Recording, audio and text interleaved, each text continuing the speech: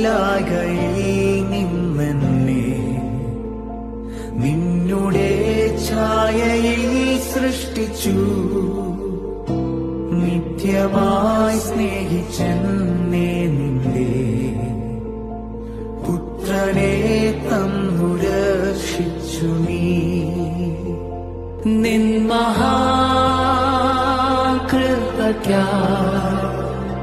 നിന്നെ ഞാൻ സ്തുതിച്ചിടുമെന്നും. നിൻ கேட்பார். He will hear my voice in heaven.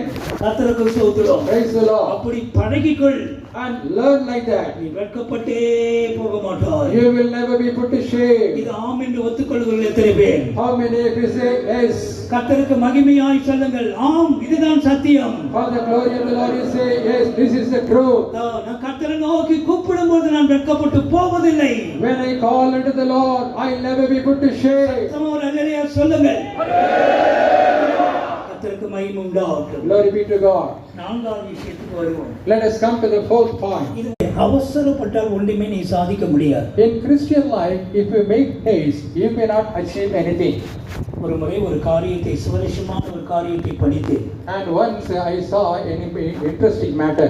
நடுவானிலே ஒரு பெரிய விமானம் பறந்து கொண்டிருந்தது. And in the middle, a flight was flying. ஒரு வாலிபன் எழும்பி அந்த நடுவில் இருக்கிற அந்த பாதையில நடந்து போய் கொண்டிருந்தார். And a youth just stood up from his seat and walked in that walkway.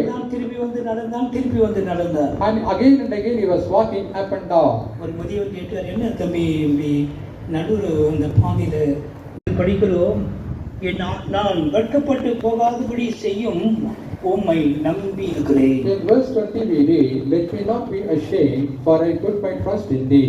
முதலாவது விஷயம், கர்த்தர் மேல் நம்பிக்கையாக ஜீவிக்கிறவர்கள் வெட்கப்பட்டு போவதில்லை. First of all, those who put their trust in the Lord shall never be put to shame. 22ஆம் சங்கீதம் 5ஆம் வசனத்தில் நாம் என்ன படிக்கிறோம்? In Psalm 22 verse 5, what do we read?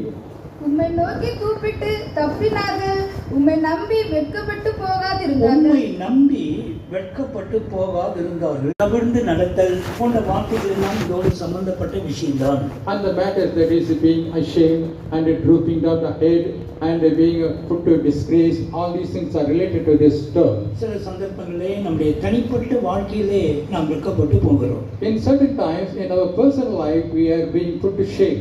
சில விவாக வாழ்க்கை வெட்கத்தில் முடிவடைகிறது. And some married life ends in shame. கர்த்தருக்கு ஸ்தோத்திரம். Praise the Lord. சில சந்தர்ப்பங்களிலே